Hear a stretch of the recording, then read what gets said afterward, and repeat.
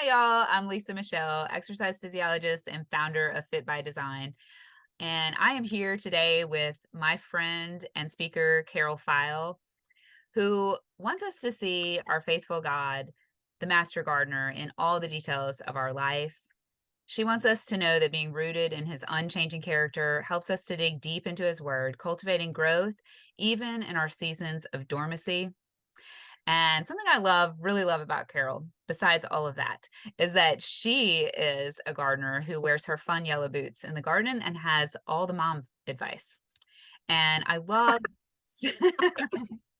I love so much because you have a tagline, Carol, right? Only a mom will do. Is that right? I've seen When that. only a mom will do, yes, yes.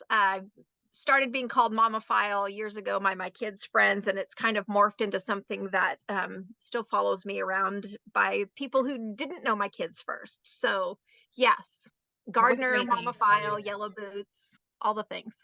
Oh, I love it. Well, what a great thing to follow you around. And it's been a blessing in my life through your friendship and then also through engaging in a lot of your content. And some of your recent content, you have been talking about this principle of how we, here I go again. I told you before we started this, I was going to say shouldn't, should. So We we're should not should ourselves. not. We're not going for a Dr. Seuss rhyme here. So, No. but we're talking about this principle of not shoulding ourselves. So, did I get Yeah, how to stop shoulding yourself. And, we can laugh because we do have to pronounce it very carefully. I have said it a few times, and people make big eyes because they think you're saying something else, but that's kind of the fun part of the title. yes? I love a pun on words for sure. So, I'm a wordy, nerdy girl. So, I love this.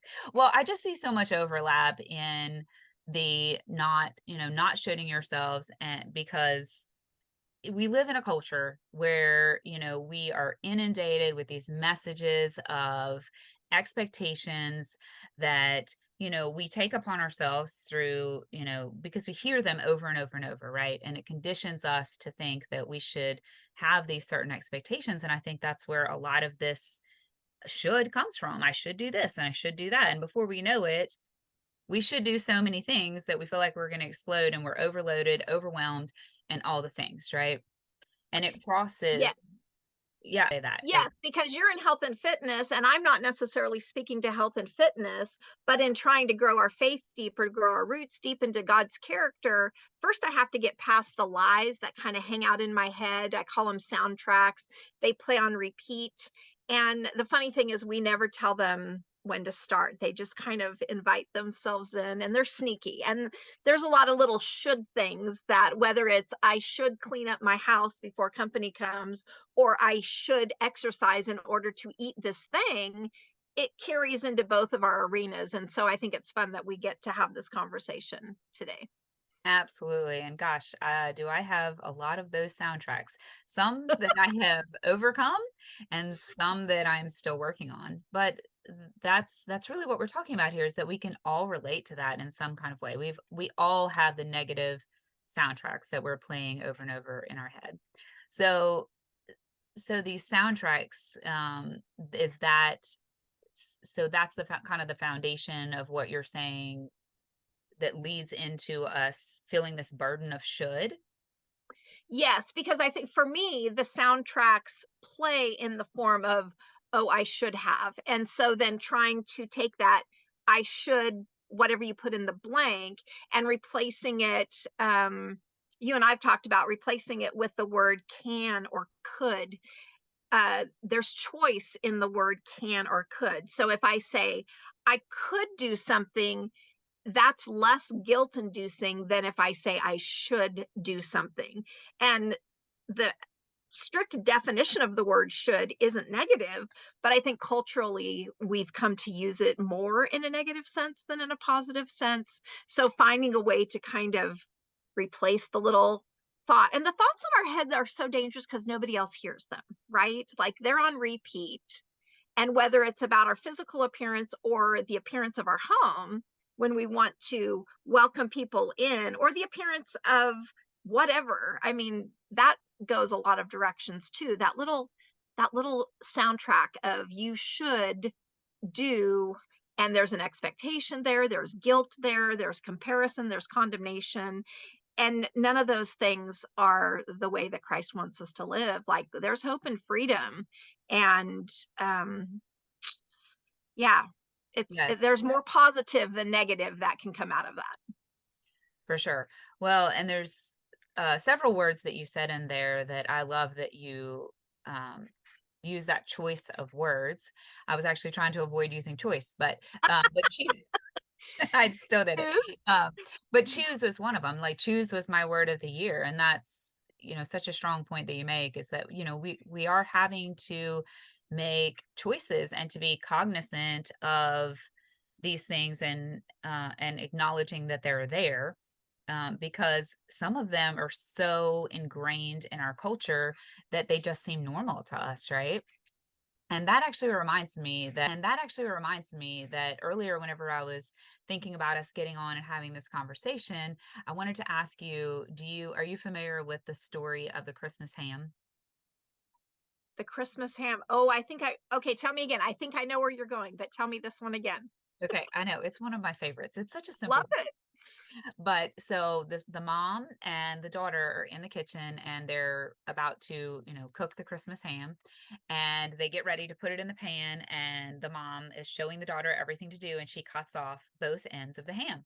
And the daughter says, "Well, mom, why do we cut off both ends of the ham?" Mom says, "Well, I don't know." And she said, "That's what grandma always used to do. Let's call and ask her." So they call grandma and they get grandma on the line and grandma says, "I don't know. Great, my mom used to do that, and so ask her." So sure enough, they call great grandma and they get great grandma on the phone and they say, "Grandma, great grandma, why did you cut off both ends of the ham? Why do we do that?" And she said, "What? Because I didn't have a big enough pan for it to fit in." Well, two generations later, they are still cutting off the They think end. they should cut off the ends of the ham because they Exactly. didn't have all of the information. Oh, that's Exactly. good. And so, years ago, I used to work with this company and we used to have this great saying, "Know why you believe what you believe. Don't just believe it," and that can again go across all arenas of life, right? Whether we're talking about our faith or, all of these things that we should or shouldn't do. Well, and the shoulds really mount up as we look at gathering time of the year, right? Whether it's Thanksgiving, Christmas, Easter, whatever season that we tend to, 4th of July, all the things where we gather people in, family birthdays, the shoulds, those expectations seem to mount exponentially. And it's not even just about ourselves and how we relate to people, but it's um, all the things that we think that we should be responsible for preparing in order to be receptive and hospitable for people. And hospitality really is making people comfortable in your presence. And you and I both know we remember the warmth of someone's hospitality far longer than we remember their decor. Absolutely. Yes. That's so true. And there's something said about we'll remember how people made us feel far Yes. above any of those things. So I mean that's really the point that you're making. I love that. That's such a good point. I wrote Give down. ourselves a kind of a serenity now moment, right? Where you can just kind of take the pressure off. But when that pressure is playing on your mind in repeat in the form of a should, that's a distorted form of thinking. And this is where you and I feel like so much of there's parts of our message that just really connect across, right? Because we get a distorted sense of looking at how we approach health and fitness, and we take those same distorted thoughts into how we approach relationships with people. And there's these expectations, there's these um, unrealistic expectations about so many things. And so finding a way to just balance where our thoughts come from. And for me, that comes from being grounded in the truth of who God is and his word. Maybe not everybody sees the Bible as a resource, but it's definitely a solid resource for me. And it helps me reframe those twisted perspectives. Yes, reframe and the word you used before, replace. I mean, I it's definitely one of my go-to, no, not one of my, it's the first and primary go-to for what we're talking about, to replace those thoughts in my head with the word of God, because, that's the truth that we get to line all of these things up to, right? And So, truth replaces lies, right? So the best way to replace the lie is to um, cover it up with the truth. And so I don't know, is that rock, paper, scissors? I don't know how that works. My hands are going all over the place. I love that. I didn't even realize that that's what you were doing. I just talk so much with my hands. I figured that's what was going on. So, Yes, I don't know sign language. So, that was me trying to do rock, paper, scissors. I love it. Wish I knew sign language. That would be helpful. But yeah, just that whole concept of what we do with a lie that sneaks into our head, that idea of it playing on repeat, and where do we take it? Where do we take it from there? To fix a problem, you have to admit that there is one, right? So whether it's a mental thought process or an unrealistic expectation about our child rearing or home keeping, we can't fix it until we acknowledge that the thought might be a little off track. Yeah, so good. And I love how you said that, fear. You did not say that. How, I might have. I know you said, true. Well, no, I was going there. And so my brain was jumping ahead, right? And I know I'm taking little notes here as I wave around my pen. Love um, it. so you were talking about, how truth is going to replace the lie, and faith is what is conquers fear. Faith is the opposite of fear. And then you can also say that action cures fear. And so how do we have action in our faith is by trusting. And so, so we have to take this truth, replace the lie with it, and actually have that action of doing that. So can you think of, I know I'm putting you on the spot here, but can you think of an example where, there's a specific should lie, and then you can take a specific truth and replace it with that?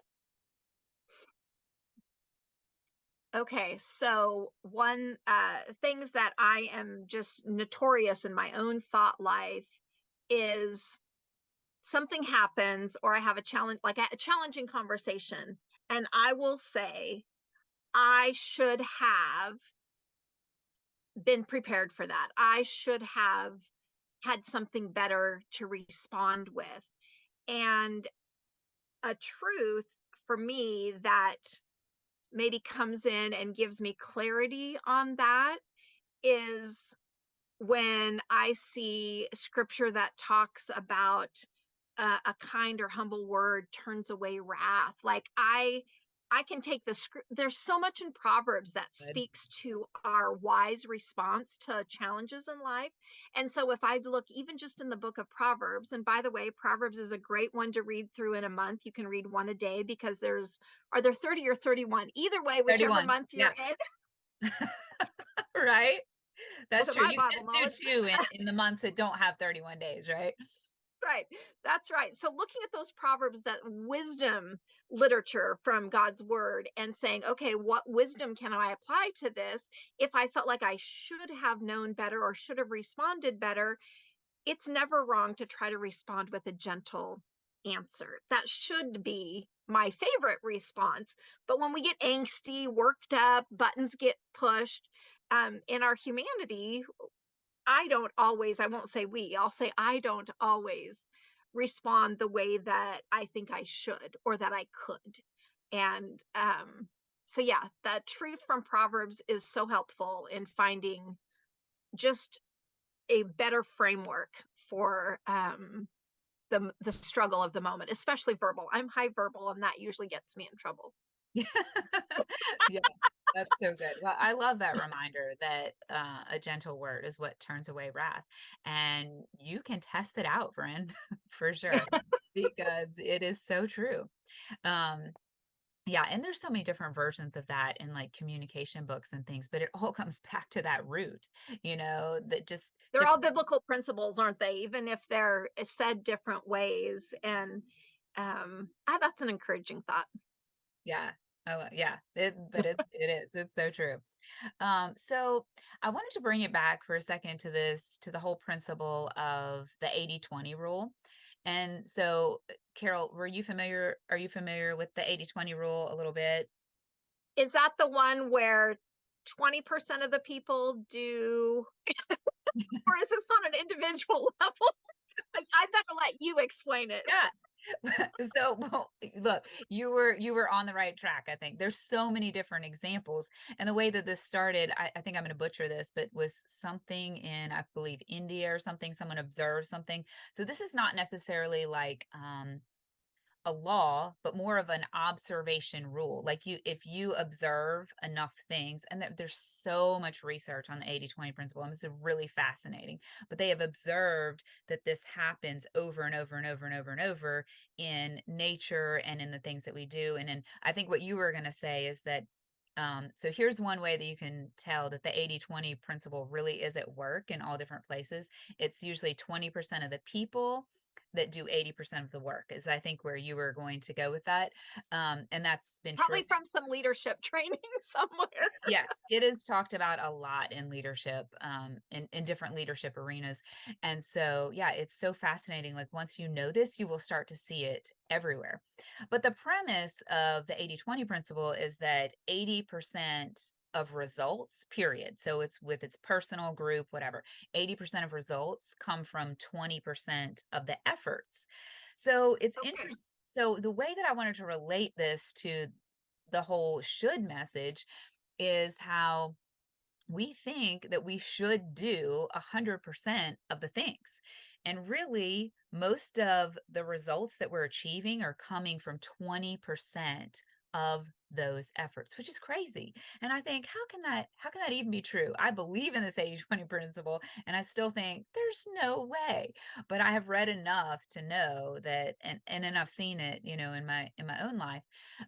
So what I think is, can we look at where like what is the 20% of what we're doing, and maybe if we think about this in the what's the word I'm looking for, as we're coming into the holiday season and whatever it is, if we have this massive to-do list, there's probably 20% of that list that really and truly matters and is going to get you the impact that you are truly looking for. In the big But picture, you're saying we stress over the other 80%, whether it has the highest priority or not. exactly, and yeah, for sure. Or if you're saying, well, there are some high priority things in the other, that may be true, but can you delegate them? Can you cut them out? If you can't cut them out, can you delegate them? That kind of thing. Is it really within your wheelhouse or your giftings? Like, or some of those things on the list would be better for someone to do, but you just want control, kind of thing. I mean, that's for me a lot of times, Control? heck What's that. that? So we won't I know even go nothing. into that. So, right. Um, but so do you understand where I'm going with that? I mean, am I Like making going into the sense? holidays, like how to maybe how to prioritize the things that we're willing to let our mind dwell on and stress over. So, yes, the list might have 10 things on it. How many of those 10 things can I realistically do? And then which ones you let use the word delegate, which I think can be hard for some of us sometimes to delegate out, right? That sense of control, whether it's not trusting people, I don't know if it's that so much as we just feel like the responsibility is on us, but that idea of being able to delegate out or just to simply prioritize what's on the list and say, if this event, whether it's having people over or a holiday event, if this happens without these things coming together, has the holiday been ruined, right? And I think we put that pressure on more things on the list than deserve that pressure. Like if I don't cook a turkey at Thanksgiving, even if turkey's been our tradition, does that ruin Thanksgiving? Like we just have to put it in perspective, I think. So Yes. I don't know if I'm tracking with where you're going, but You Yeah, jump no, I in. love that. No, I love that you used perspective and putting it in perspective, because I think that is what we're doing, because it's really a smaller percentage of the things that really matter, right? And you and I are both writers, and um, we have the opportunity to collaborate sometimes just on things that we call work togethers. So we're looking at an hour of work and what can we get done in an hour, so we feel like we've checked something off of our list, right? And if your list for the day is 10 items long, neither one of us are going to get all 10 of those things done in that 1 hour that we're together. So we have to have the perspective of what's the priority, what should I do during this time, what could I do during that time, and seeing how that doesn't inform or reframe what we decide to actually put effort towards. Because Oh, all of it can't happen in an hour. But in that hour, we want to accomplish something. So then we have to pick something, right? And life is full of those in so many ways. Relationships. I can't have every conversation in every relationship in this short thing. What's the most important thing? And I don't want to get hung up on the bothersome things. I want to get hung up on the things that would lend themselves to future conversations with people. So kindness and encouragement, and and those things are less about me and more about the other person. So switching the focus off of myself and what I'm stressed about, my stress about how I think someone perceives me, and being the one to be the giver. And those are biblical but principles too. yes, for sure. Okay, I love the switching our focus off of ourself and on to the other people, because I definitely think that's going to bring us more joy than anything else. And that's what we want, in this season and in every season. We want more joy, right? So, and then I like that you said, I think I heard you say replacing the shoulds with could. And then we Yeah. talked about can before. Yeah. So I like, and I love that that rhymes, because we can say, okay, let's switch should to could. Yeah. That's right. And something we can teach our kids even, because I think some of these things that are language oriented, and this is not a blame a parent thing, don't get me wrong, but I think we make habits in how we reference or respond to things. And whether it's in health and fitness culture, or whether it's in um, the culture of getting a healthier mindset on relationships, and um, communicating with the world beyond just my little box framework, there is a need to choose. Like, words matter, right? So I think one of the things you and I both love about dealing with words and communicating is we like to choose good words. But in our everyday conversations, do we always stop to choose a good word for what we're talking about? We can get lax. And so then, with family member, with our children, whatever season that is, choosing those good words, and uh, teaching that should might have a negative connotation to it. And so um, I don't want my young daughters picking up on the my daughters are adults now, but when they were younger, I would not have wanted them walking around with the should lies, beating themselves up for whatever it is. Um, so, yeah, that opportunity to choose, to reframe it, to repackage it, to look at it through a different lens or filter, no Yes. distortion. No distortion, yes. And so you must have heard my talk on distorted thinking. Yeah. Yes, yes, yes, yes. And I mean, there, like I said, there's so many carryovers between what you and I are communicating in those messages, and Mm. being being willing to have the conversation, that there is a better way for my mind to land on, and giving myself permission to play a different soundtrack. Like, just because something plays automatically, once I know it's playing automatically, even though I didn't push play, I can push stop and I can ask something else to play in its place. Oh, that's so good. Well, and I really appreciate that you brought the conversation back around to talking about a healthy perspective, healthy choices, because we are talking far beyond in this group all of the time. Whenever we're talking about health and fitness, we are talking far beyond a physical fitness, and mental. We're talking mental fitness, emotional, and of course spiritual being the foundation of them all.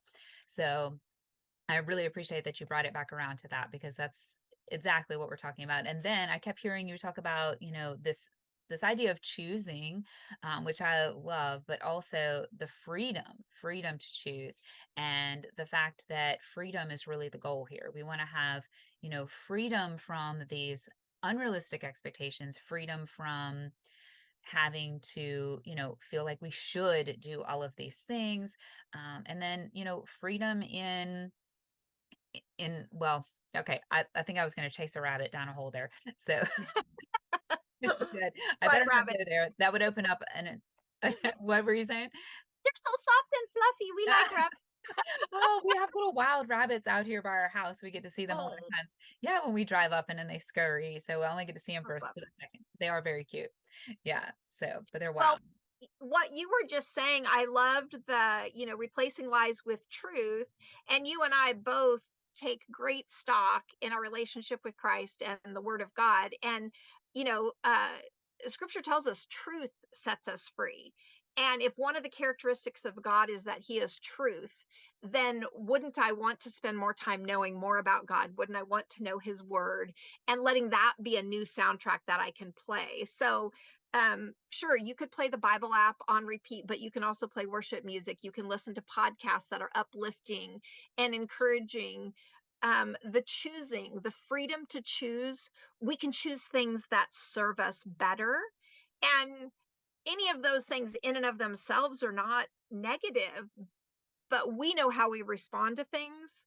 So if you're somebody who gets on social media and all you find yourself doing is comparing, then you either need to do social media less or you need to find things to follow that don't drop you in that comparison trap, because then you're just creating this negative soundtrack loop, right? So we For sure. sometimes we can be our own worst enemy that way, but dwelling in truth certainly is a good place to start making that switch. Oh, yes. Amen. I love that. Um, I can definitely be my own worst enemy. That is for So, I was just reminded of this little sign that I had growing up. I can't remember if I think I started hanging it in my I was like, queen of all like the posters and everything tacky all over my walls. And so this was one of like the many things, but I remember this thing stood the test of time. I probably still have it somewhere. And it was just a simple quote, and it said, "No one can make you feel inferior without your consent." And Mm, wow. when we don't when we're talking about freedom to choose here, and I love that you brought up the fact that truth is what sets us free, and we can choose those lies and those unrealistic expectations and all these shoulds that get put upon us, or we can choose truth. And that's how we decide if someone's going to make us feel inferior or like we should do something or not. We can be guilty of shoulding on other people. And so it kind of comes full circle, right? I can project onto somebody what I think that they should be doing, and then I hold them to account, maybe with a very unrealistic expectation. And that can be a challenge in relationships, right? A friendship that you're developing, somebody might expect to spend more time with you than what you have available in this season of life, right? It's always dependent on the season of life that we're in. And so we have to be careful that we don't turn around and take the very shoulds that we struggle with and project them onto somebody else. As a married woman, I am guilty of doing that to my husband so often. And if my adult children were here, probably we would uh, get some insight that unintentionally or I unintentionally do that to them as well. So, yeah, the idea of that shoulding, it's not just in our own minds, but sometimes we don't stop to think that we're projecting that on other people. And that's not a Absolutely. helpful thing. Yeah, for sure. So good. Well, I love all this talk about a healthy mindset because I'm sure you have all heard mind over matter. And so the healthier that our mind can be, the healthier that we're going to be all the way around. The healthier that we will be physically, emotionally, spiritually, all of the So much of what we talked about overlaps both of our messages and audiences, and it's just been fun to be able to hash this out a little bit. We'll have to do it again. Oh, we're definitely gonna have to do this again. This is for sure not the end of this conversation, and many Love more it. to come. So Carol, can you tell us where we can find you and all your yellow boot wisdom, mom advice, and all of the things? I have a website, carolfeil.com, and I think you can put those in the comments so they get I the will spelling definitely do of my name right. I'm that. over on Instagram, and I have a Facebook page, not a group, just a Facebook page there, carolfeil .com. Instagram, the same thing, Carol Feil. And I just enjoy sharing the yellow boot wisdom really comes out of me putting my yellow boots on, going in the garden and realizing that they've become my listen and learn boots. Because when I'm in the garden, God really shows truth to me in very tangible ways. And so we all have the opportunity to have him do that for us. And mine just happens to be through wearing those crazy yellow boots. I love that. And I love that you said listen and learn. And I'm actually doing a Bible study in Exodus right now. And yes, and this last week, like the two highlighted things was it wasn't listen and learn, but it was listen and do. It Yes. was just, like the theme or whatever. And And we learn um, by doing, don't we? It kind of absolutely. sticks. Absolutely. Yeah. So Yeah. listen, learn, do really like that could be the progression, right? And it was so interesting because, we were talking about how, you know, the the parting of the Red Sea and those kind of, things. And then, the Israelites would witness all of these miracles. And then suddenly they were grumbling and complaining again because, some need wasn't met. I mean, like, I can't relate to this at all, Oh, every day of I my don't life. relate to the Israelites at all. I get you. Yes, every day. Yes. But so, they're grumbling and complaining and looking to their leader for this. And every single time, God provided for one, but every single time that he went to provide, the interesting thing was he pointed to what they already had or to Moses what he already had and then told him to do something with it. So, Mm. in the case of, well, what's that right there in your hand? The staff, raise it up, the sea split, and then a little while later the water was bitter, and he said the solution was go grab this piece of wood and throw it, but they had to tangibly take something and do something with it. I know that I don't know, I'm sure that there's a relation to our message here, but I just felt like when you said, Absolutely. No, I think the doing is being willing to now, having heard this whole idea of the soundtracks that play in our mind, the distorted thinking, it's not just to think about it, it's to actually do something new with it. And so to find that new thing that you can replace, take the action to actually do some replacing, going from should to could, going from distorted to clear, you know, what do you have to do to clean that lens off to have a clear image of what the truth is about yourself, your thoughts, your relationships, whatever you're applying that to? Yeah, there's an absolute correlation there. To we all have an action step to take after this conversation today. that was so good. Way to bring it home. That was fantastic. A great ending. So I'm so glad that you picked because you know what? I was like, there's something here. There's a connection. I know it. And it was for you to bring us home with that great wisdom. Thank you, Carol. Thank you so much. Thank you for being Um, here. And we're going to I look love forward hanging to all out the with other stuff. you. I know we're across country from one another, but we do occasionally get to hang out. So We do. if we have And to do it on Zoom instead of in person, we'll do that too. yeah, when I got to visit you, I got to see an orchard for the first time ever live in person and run through it and everything. It was great. I love that. I love that. We'll get you back here again sometime soon. Sounds good. In the meantime, we'll follow you online and glean from all your wisdom. Thanks, Carol. Thanks, Lisa.